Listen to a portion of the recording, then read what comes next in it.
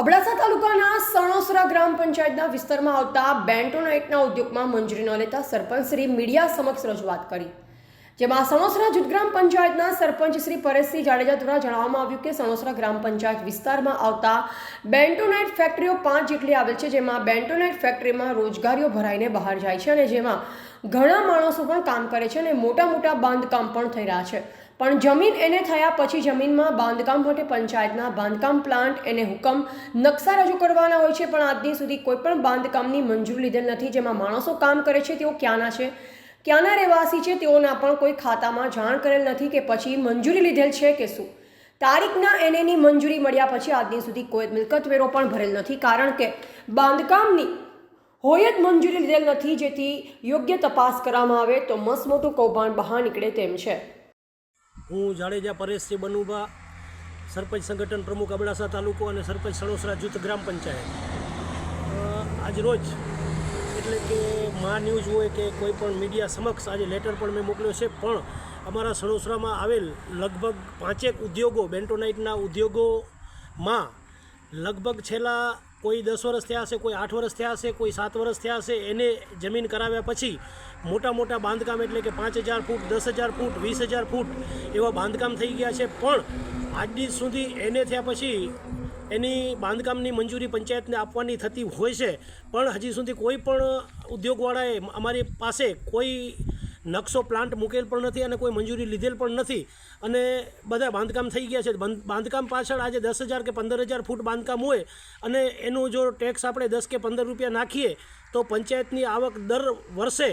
એટલે કે 4-5 લાખ રૂપિયા જતા હોય છે. એનો વ્યવસાય વેરો હોય, મિલકત વેરો હોય, એમાં જે માણસો કામ કરે છે એ પણ ક્યાંના છે અને ક્યાંના રહેવાસી છે એ અમને ખબર નથી ને અમારા વિસ્તારમાં કામ કરતા હોય, ક્યારેક કાંઈક પણ અજુગતું બનશે તો એ માણસો ત્યાં નહીં હોય તો માણસોની પણ ફાઇલ એમને નિભાવવાની હોય, પંચાયતને પણ જાણ કરવાની હોય, પોલીસ ખાતાને પણ જાણ કરવાની થતી હોય છે માણસોની પણ, તો એવી કોઈ અહીંયા કોઈ મંજૂરી લેવામાં જ નથી આવતી. એટલે કે સરકારશ્રીના નિયમને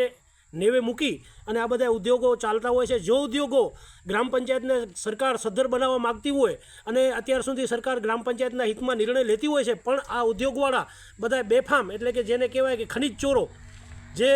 જેને મજા આવે ત્યાંથી ખનીજ કાઢી લઉં અને જેને મજા આવે ત્યાં વેચી દેવું, આ બધી આ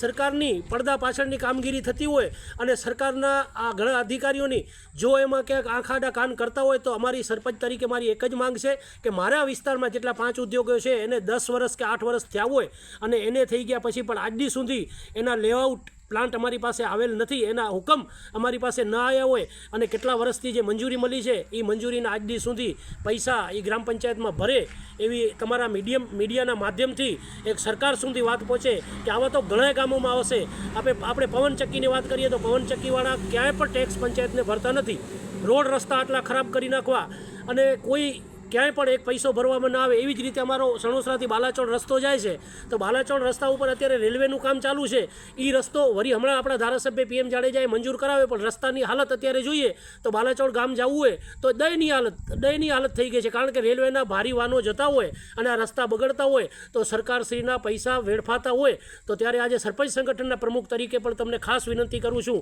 કે આવા લોકો લુખ્ખા તત્વો જેને કહીએ કે બેફામ જે અત્યારે ખનીજ ચોરી કરતા હોય કે બેફામ પંચાયતના પૈસા પણ ભરવા તૈયાર ન હોય કે તાલુકા પંચાયતને આવકમાં રોયલ્ટી ચોરી કે ખનીજ ચોરી થતી હોય તો એના ઉપર કડક